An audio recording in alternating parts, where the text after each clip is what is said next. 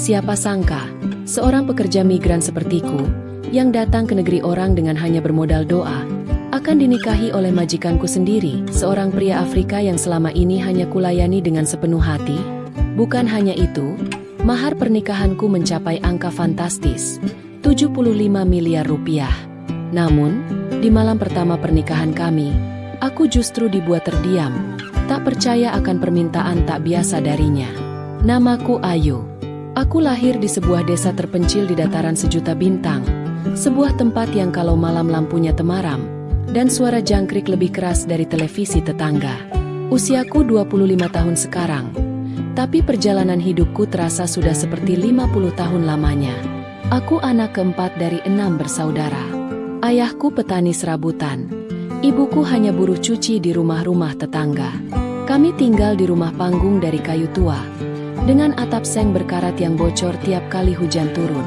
Di balik senyum ibuku, selalu ada letih yang tak pernah ia tunjukkan. Dan ayah hanya bisa tertunduk malu tiap kali anak-anaknya menagih uang sekolah. Aku masih ingat jelas malam itu. Malam saat aku memutuskan untuk merantau jadi pekerja migran ke negeri fajar. Ibu memelukku erat, seperti ingin menahanku agar tak pergi. Tapi air matanya justru membasahi bahuku, sebagai tanda bahwa restunya sudah menyertaiku. Nak, jangan macam-macam di sana ya. Jangan tergoda uang. Jangan tinggalkan salat. Ingat, kita mungkin miskin harta, tapi jangan miskin harga diri. Kalimat itu menancap seperti paku di hatiku. Aku mengangguk dan tersenyum, padahal dadaku penuh gelisah. Hari keberangkatan itu adalah hari pertama aku naik pesawat. Bandara terlihat seperti dunia lain bagiku. Aku duduk di dekat jendela, menatap awan yang terbang perlahan. Dalam hati aku bertanya, apakah hidupku juga akan mengambang seperti ini? Sampai di negeri fajar, aku tak langsung paham bahasa mereka. Aku hanya tahu kata yes dan sorry. Tapi dalam dunia pembantu rumah tangga, yang penting bukan bicara, tapi kerja. Aku dipertemukan dengan majikanku. Seorang pria Afrika, tinggi besar, berkulit gelap. Wajahnya kaku seperti patung. Namanya Tuan Ben. Usianya sekitar 45 tahun. Dari awal dia seperti tidak menyukaiku. Tatapannya tajam, seperti mengukur setiap gerak-gerikku. Aku gemetar waktu pertama kali menyajikan teh di hadapannya. Rumahnya seperti istana. Kamar mandinya lebih besar dari rumah keluargaku di kampung. Tapi anehnya, di rumah sebesar itu, rasanya sangat dingin. Tidak secara suhu, tapi dingin karena tidak ada kehangatan. Hari-hariku diisi dengan membersihkan ruangan besar, menyapu taman yang tak pernah habis, dan menjaga 2 anaknya yang masih kecil. Meski majikanku galak dan jarang bicara, anak-anaknya berbeda. Mereka manja, tapi mulai dekat denganku. Mungkin karena aku selalu tersenyum saat mereka menangis, dan membacakan dongeng dengan gaya Jawa yang membuat mereka tertawa. Aku pernah hampir dimarahi, karena tak sengaja menumpahkan sup di meja makan. Tapi aku langsung meminta maaf, menunduk dan memohon agar tak dikirim pulang. Entah kenapa, Tuan Ben hanya diam. Ia menatapku lama, lalu pergi tanpa berkata apapun. Malam-malam di negeri fajar terasa panjang. Saat semua tidur, aku sering duduk di kamar kecilku, memandangi foto ibu yang kuselipkan di dompet. Aku menangis pelan, takut suara isakku terdengar. Tapi dalam tangisan itu, aku selalu berdoa, "Ya Allah, aku nggak tahu takdirku sampai mana, tapi aku mohon, jangan biarkan aku pulang dengan tangan kosong." Aku tahu posisiku, hanya seorang pembantu, tapi dalam hati, aku berjanji akan tetap jujur, tetap amanah, dan menjaga nama baik keluarga. Karena di negeri orang, satu-satunya pelindungku hanyalah Allah dan hati nurani. Dan aku tidak tahu bahwa kejujuranku yang sederhana itu perlahan sedang membuka jalan menuju sebuah takdir yang bahkan tak pernah berani aku mimpikan. Hari-hariku di rumah majikan terus berjalan. Tak ada yang benar-benar berubah. Aku tetap bangun sebelum fajar, menyiapkan sarapan, mencuci pakaian, membersihkan setiap sudut rumah. Tapi semakin lama aku bekerja di sana, semakin aku sadar, Tuan Ben bukanlah pria biasa. Ia disiplin luar biasa.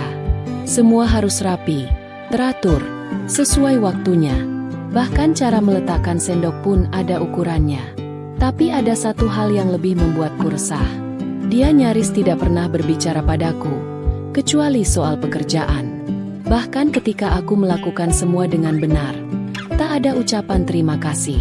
Namun, aku tak pernah berharap pujian. Aku hanya ingin pulang suatu hari nanti dengan kepala tegak. Sampai akhirnya, suatu peristiwa mengubah segalanya. Hari itu, aku sedang menyapu ruang tamu. Di bawah sofa besar, aku menemukan dompet kulit hitam. Saat ku buka, aku terkejut. Isinya bukan hanya uang dalam jumlah besar, tapi juga beberapa dokumen penting, termasuk kartu akses bank dan sertifikat saham. Bisa saja aku ambil 1 atau 2 lembar dolar tanpa ada yang tahu. Tapi aku tahu, itu bukan caraku. Aku langsung menghadap Tuan Ben, menyerahkan dompet itu tanpa berkata apa-apa. Ia hanya menatapku tajam, mengambil dompetnya, lalu pergi. Tidak ada ucapan terima kasih. Aku sempat merasa kesal, tapi malam itu aku tidur nyenyak. Aku tahu aku telah melakukan yang benar. Esok harinya, sesuatu yang aneh terjadi. Tuan Ben memanggilku ke ruang kerjanya. Ruangan yang selama ini hampir tak pernah kumasuki. Aku ragu-ragu melangkah masuk. Ruangan itu dipenuhi rak buku dan lukisan mahal. Tapi yang paling mencolok adalah tatapan matanya saat menatapku. "Kamu tahu berapa banyak pekerja yang aku pecat karena mencuri?" Tanyanya datar. Aku hanya bisa menunduk. Aku pikir, aku akan diusir.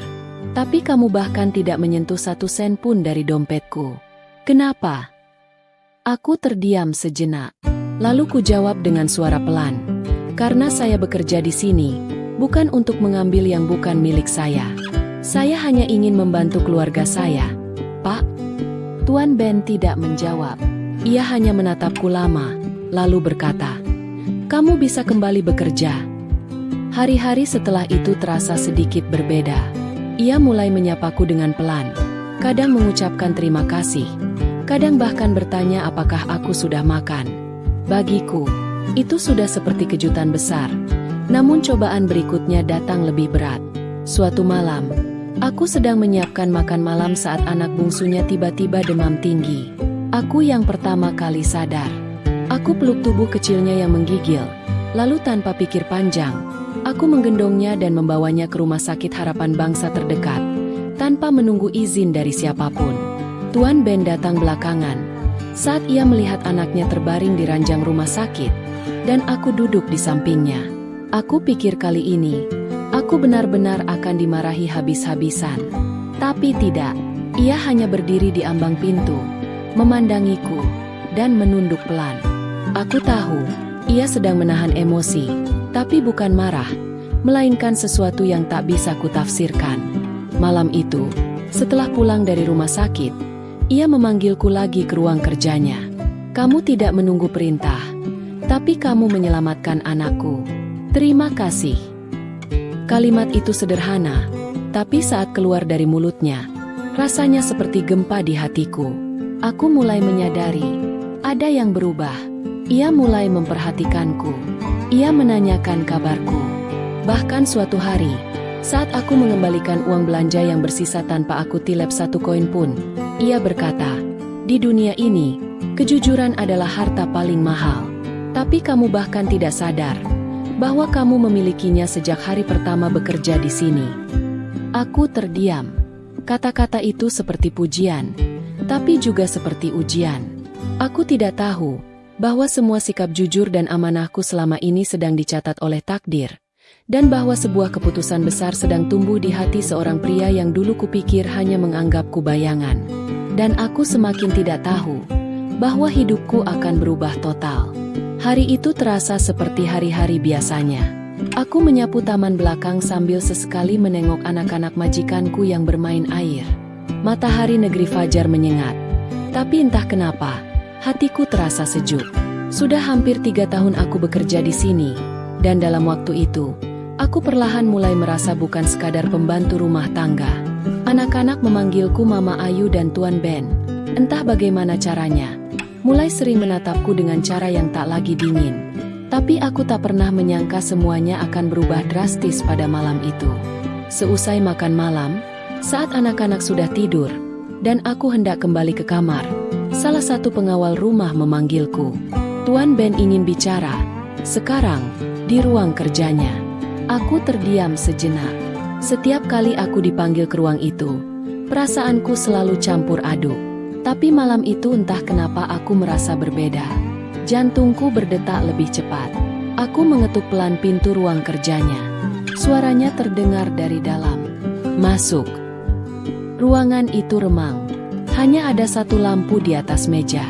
Tuan Ben duduk di balik meja kerjanya, mengenakan jas berwarna gelap. Wajahnya serius, namun matanya tak lagi setajam dulu. Duduklah, ayo, katanya, mempersilahkanku ke kursi di depannya. Aku menurut, menunduk sopan. Tak ada sepatah kata pun keluar dari mulutku. Aku hanya menunggu. Lalu ia menghela napas panjang dan berkata pelan, "Aku sudah lama mengamati cara kerjamu. Kamu berbeda dari orang-orang yang pernah bekerja denganku. Kamu tak hanya jujur, kamu membuat rumah ini hidup." Aku menatapnya, masih diam. Lalu ia mencondongkan tubuhnya sedikit ke depan. "Aku ingin menikahimu. Ayo."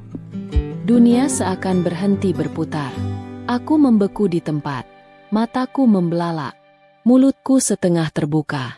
Tak ada suara yang keluar. Aku pikir aku sedang salah dengar. "Maaf, Pak." Suaraku nyaris tak terdengar. "Aku serius," jawabnya tenang. "Aku sudah berpikir lama. Aku tidak peduli apa kata orang. Aku hanya ingin seorang istri yang bisa membuatku percaya. Dan aku tahu, orang itu adalah kamu." Dadaku seperti ditusuk puluhan jarum. Aku menunduk. Air mata mulai menggenang tanpa aku tahu kenapa. Antara bingung, takut, dan terharu. Aku seorang pembantu, dilamar oleh pria seperti dia. Aku menggeleng perlahan. "Pak, saya ini cuma pekerja migran. Saya tidak pantas." Tuan Ben berdiri, lalu berjalan ke lemari di sudut ruangan. Ia mengambil sebuah kotak kecil dan meletakkannya di hadapanku. Tangannya membuka perlahan, dan di dalamnya ada sebuah kalung emas murni, bersinar mewah, bertuliskan namaku. "Ini bukan tentang siapa kamu dulu. Ini tentang siapa kamu sekarang di mataku. Dan sebagai mahar, aku telah menyiapkan ini." Ia meletakkan sebuah map dokumen di atas meja. Aku membuka perlahan, dan mataku langsung membelalak. Di sana tertera angka yang membuat tanganku bergetar.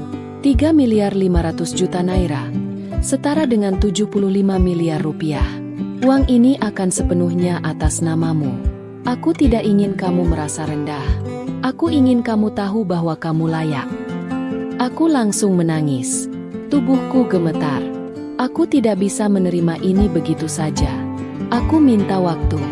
Aku minta izin untuk berdoa, untuk bertanya kepada Allah. Dan Tuan Ben hanya mengangguk. "Ambillah waktu sebanyak yang kamu butuhkan. Aku akan menunggumu." Malam itu aku tidak tidur. Aku sujud panjang, menangis di sajadah kecil di kamarku. Aku tidak tahu apakah ini ujian atau karunia. Tapi dalam tangis itu, aku mendengar suara hatiku yang paling jujur. 3 hari kemudian, aku menghadap lagi ke ruang kerjanya. Dengan mata sembab dan suara yang lirih, aku berkata, "Saya siap. Jika Bapak sungguh-sungguh ingin menikah, saya terima. Karena saya tahu, ini bukan tentang harta. Ini tentang amanah." Dan disitulah, dunia baru dalam hidupku dimulai. Bukan lagi sebagai pekerja migran, tapi sebagai calon istri dari pria, yang dulunya hanya kulayani dalam diam. Kini kulihat dengan mata penuh harapan.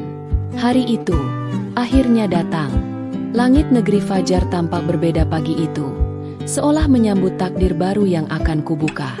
Aku masih belum percaya bahwa hari ini aku, Ayu, gadis kampung dari dataran sejuta bintang yang dulu hanya membawa tas jinjing dan selembar doa dari ibu, akan menikah dengan pria yang dulu hanya kulayani sebagai majikan. Tapi kini, dia memanggilku istri. Pernikahanku tak seperti yang kubayangkan. Aku pikir akan sederhana. Tapi Tuan Ben, atau suamiku sekarang, menggelar pesta yang membuat media lokal, dan bahkan beberapa media internasional meliput. Nama kami jadi perbincangan. Pekerja migran Indonesia dinikahi jutawan Afrika dengan mahar 75 miliar. Judul itu berseliweran di internet. Gaun pengantin yang kupakai terbuat dari kain khas Afrika dengan sentuhan batik tradisional Indonesia. Hasil rancangan desainer terkenal. Aku sempat merasa kikuk saat mengenakannya. Terlalu mewah untukku yang biasa memakai daster dan sandal jepit. Tapi saat aku melangkah ke pelaminan, aku melihat Tuan Ben menatapku, seperti aku satu-satunya yang ada di dunia ini. Di sana, aku merasa pantas. Upacara berlangsung hikmat. Aku melafalkan ikrar dengan suara bergetar. Tanganku dingin saat cincin disematkan ke jari manisku. Suara hadirin yang bertepuk tangan hanya terdengar seperti gaung jauh di telingaku. Yang paling jelas adalah suara hatiku mengucap syukur berkali-kali tanpa henti. Setelah pesta usai dan para tamu pulang, tibalah malam yang paling membuat jantungku berdegup lebih kencang dari biasanya. Malam pertama. Kamar kami sangat besar. Dindingnya dihiasi lukisan marmer. Ranjangnya seperti singgasana. Tapi suasana di dalam hening. Terlalu hening. Aku duduk di tepi ranjang, menunduk. Jantungku berdetak cepat. Tangan gemetar. Aku takut. Bukan karena Tuan Ben, tapi karena aku tak tahu harus berbuat apa. Aku hanya seorang perempuan biasa tanpa pengalaman. Dan ini semua terlalu luar biasa. Tak lama kemudian, pintu terbuka perlahan. Dia masuk, masih dengan jas hitam yang kini mulai dilepas satu persatu. Tapi bukan itu yang mengejutkanku. Yang membuatku benar-benar tak percaya adalah dia datang bukan dengan sikap suami yang siap mengambil hak malam pertamanya. Tapi ia membawa nampan kecil berisi segelas susu hangat dan selembar syal. Aku tahu kamu takut. Dan aku tak ingin malam ini jadi beban. Malam ini, kita hanya akan bicara. Aku terpaku. Tak bisa berkata apa-apa. Air mataku jatuh tanpa bisa kutahan. Ia duduk di sampingku, memberikan segelas susu itu ke tanganku. Lalu dia berkata pelan, "Ayu, aku menikahimu bukan karena nafsu, tapi karena aku percaya padamu. Dan aku ingin malam pertama ini jadi malam di mana kamu bisa merasa aman." Aku menangis semakin kencang. Aku belum pernah diperlakukan seperti ini. Aku belum pernah merasa sedih dan bahagia dalam satu tarikan napas. Kami berbicara panjang malam itu. Ia bertanya tentang keluargaku, tentang desa tempat aku tumbuh, tentang mimpiku yang dulu tak berani aku ucapkan. Dan saat aku bercerita, ia mendengarkan dengan penuh perhatian.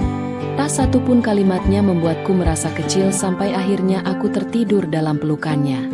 Bukan pelukan penuh birahi, tapi pelukan yang hangat dan membuatku merasa untuk pertama kalinya dalam hidup aku dicintai dengan utuh. Dan malam pertama itu menjadi awal dari kehidupan yang tak pernah aku bayangkan sebelumnya. Pernikahanku dengan Tuan Ben mengubah segalanya. Hidupku kini bukan lagi di balik pintu dapur, melainkan berdampingan dengannya di ruang rapat, menghadiri jamuan-jamuan resmi, dan bahkan mendampingi beliau dalam acara sosial serta proyek kemanusiaan. Aku sempat tak percaya, tapi itulah kenyataannya. Aku sekarang istri seorang pengusaha berpengaruh di benua emas, pemilik jaringan bisnis properti, pertambangan, dan ekspor. Tapi di balik semua kemewahan itu, aku masih Ayu. Aku masih bangun sebelum subuh, menyiapkan teh untuk suamiku. Aku masih membersihkan kamar tidurku sendiri. Bahkan, aku masih sering memasak nasi goreng dan sambal terasi, yang kini justru jadi makanan favorit Tuan Ben. Yang berubah hanyalah dunia di sekelilingku. Aku mulai mendirikan yayasan untuk membantu para pekerja migran yang terlantar. Aku tahu rasanya hidup tanpa kepastian, digantung agen, dijanjikan gaji tinggi, tapi akhirnya menangis sendiri di negeri orang. Aku tak mau mereka merasa sendiri seperti aku dulu. Aku mulai bicara di depan publik, muncul di media, dan kisahku viral di berbagai negara. Tapi semakin aku dikenal, ujian datang lebih tajam. Orang mulai meragukanku. Banyak yang menyebutku perempuan penggoda, pekerja migran matre, penjilat kekayaan, dan yang paling menyakitkan, Ada yang menyebar isu bahwa aku menikahi Tuan Ben hanya demi uang dan kekuasaan. Aku terpukul, tapi suamiku berdiri di sisiku, memegang tanganku dan berkata, "Kita tidak hidup untuk menjelaskan diri pada semua orang, kita hidup untuk membuktikan siapa kita sebenarnya." Namun yang paling mengejutkan adalah suatu hari, di salah satu acara televisi, datang seorang tamu tak terduga. Seorang perempuan parubaya, mengenakan kerudung lusuh, membawa sebuah surat yang katanya, "Dari ibuku di kampung." Hatiku langsung bergetar. Kukira beliau sakit, atau terjadi sesuatu di kampung. Tapi yang tertulis dalam surat itu membuatku terduduk lemas. "Nak, maafkan ibu. Waktu kamu mau berangkat jadi pekerja migran, sebenarnya ayahmu tidak setuju. Dia merasa gagal sebagai ayah, karena membiarkan anak gadisnya pergi jauh mencari nafkah. Tapi hari ini, kami semua menangis bahagia melihatmu. Kamu tidak hanya mengangkat nama keluarga, tapi juga mengangkat nama bangsa. Ibu rindu kamu. Ayah sudah lama ingin memelukmu." Air mataku tak terbendung. Dan aku tahu, waktunya pulang. Aku dan suamiku berangkat ke Indonesia tanpa memberitahu siapapun. Kami tiba di kampung dengan pakaian biasa, tidak membawa rombongan, tidak membawa kamera. Hanya aku, dia, dan dua anak kami yang sekarang mulai tumbuh besar. Saat aku turun dari mobil, ibu langsung keluar dari rumah, lalu terdiam. Ayah berdiri kaku di depan pintu. Lalu, tanpa aba-aba, beliau memelukku erat sambil menangis. "Anakku, maafkan ayah. Ternyata kamu lebih kuat dari yang kami kira." Dan aku pun menangis sejadi-jadinya. Di pelukan mereka, semua gelar, semua angka mahar, semua berita viral, hilang. Yang tersisa hanyalah aku, Ayu, anak desa dari dataran sejuta bintang, yang dulu bermimpi sekadar punya dapur yang tidak bocor.